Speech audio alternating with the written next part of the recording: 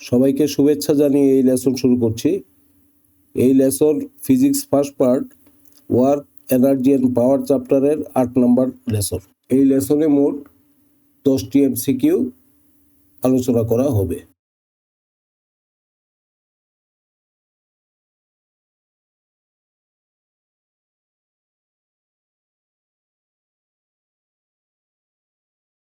উত্তর হচ্ছে option A, W সমান integration of vector F dot vector DS.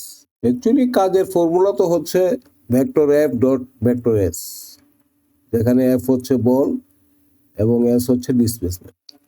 তো ভেরিয়েবল ফোর্সের কাজ বের করতে হলে অবশ্যই ডিসপ্লেসমেন্টের ডিফারেন্সিয়াল এলিমেন্ট লাগবে, সুতরাং এটাই হচ্ছে কারেক্ট।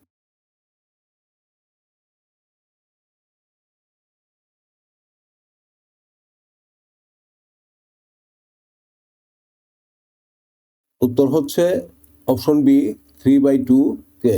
এখানে তোমাদেরকে আমি একটা টিপস দিয়ে রাখি যা তোমাদের সব সময় কাজে লাগবে।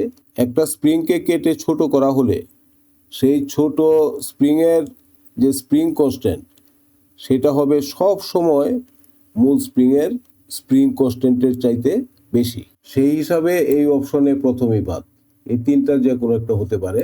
তো ক্যালকুলেশন করলে কি দাঁড়ায়, মূল স্প্রিংটাকে ভাগ করা হয়েছে 2:1 অনুপাতে, তাহলে বড় টুকরাটির লেন্থ হলো 2/3L। এল হচ্ছে মূল স্প্রিংয়ের লেন্থ, তাহলে বড় টুকরাটির স্প্রিং কনস্ট্যান্ট কে লং ডিভাইডেড বাই মূল স্প্রিংয়ের স্প্রিং কনস্ট্যান্ট সমান হবে মূল স্প্রিংয়ের লেন্থ ডিভাইডেড বাই বড় টুকরাটির লেন্থ। কাজে কে লং বেরোবে 3/2 কে।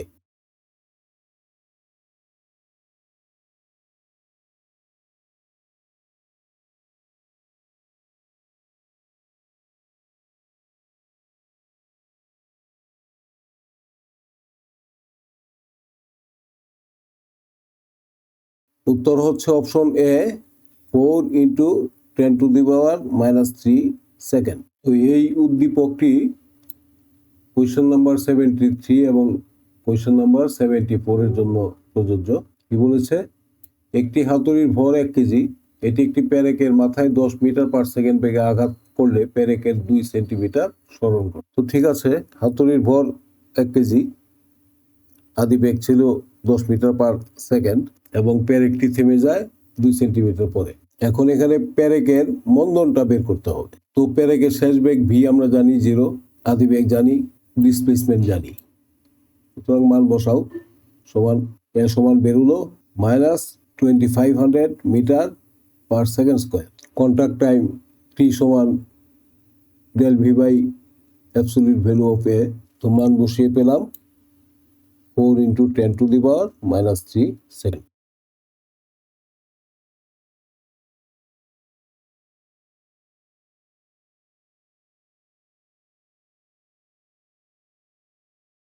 উত্তর হচ্ছে অপশন বি, 50 জুল। টেক্সট বইয়ে উত্তরটা ভুল দেওয়া আছে। ডাব্লিউ সমান হবে ডেল কে, মানে হাতুড়ির যে গতিশক্তি সেটাই তো হলো কাজের পরিমাণ। তো এই মানগুলি বসালে আমরা পাই 50 জুল।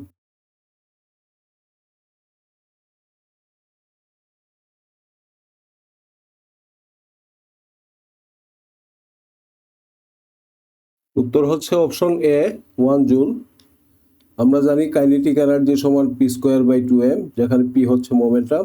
তো এখানে m দেওয়া আছে, মোমেন্টাম সরাসরি দেওয়া আছে, জাস্ট মান বসাও।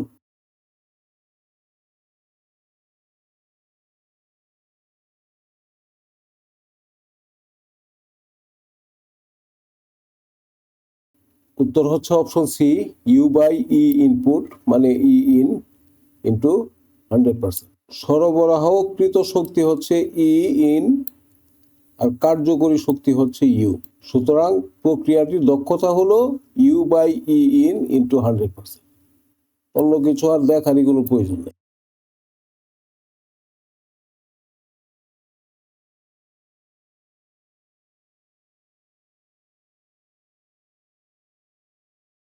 উত্তর হচ্ছে অপশন ডি, 2.1 হর্স পাওয়ার। 5 মিনিটে 120 মিটার গভীর কূপ থেকে 400 কেজি পানি তুলতে পারে এমন মোটরের ক্ষমতা কত? খুবই সিম্পল অঙ্ক। পাওয়ার পি সমান আমরা জানি mgh/t, সব ডাটাই দেওয়া আছে, জাস্ট মান বসাও। মানটা বেরোবে তোমার ওয়াটে, এটাকে 746 দিয়ে ভাগ করলে হর্স পাওয়ার পাওয়া যাবে।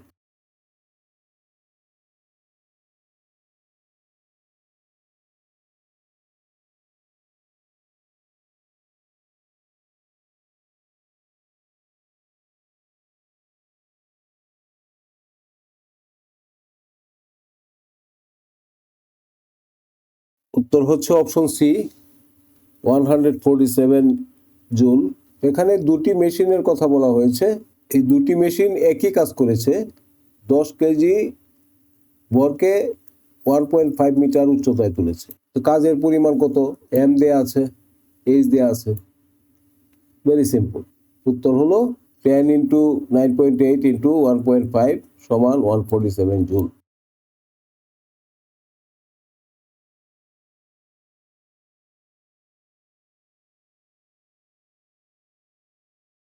উত্তর হচ্ছে option A, P1 equals to P2/2।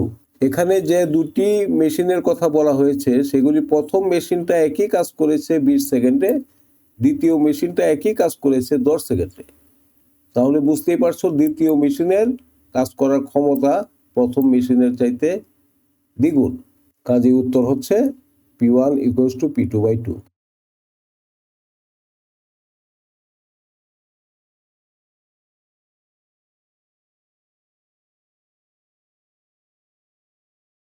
উত্তর হচ্ছে অপশন এ, 25 ইন্টু 10⁻² কেজি। প্রশ্নটা কি ছিল?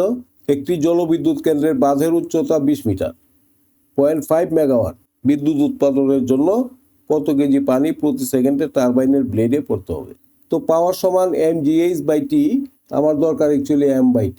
তো এই ইকুয়েশন থেকেই m/t সমান হলো p/gh। জাস্ট মান বসাও।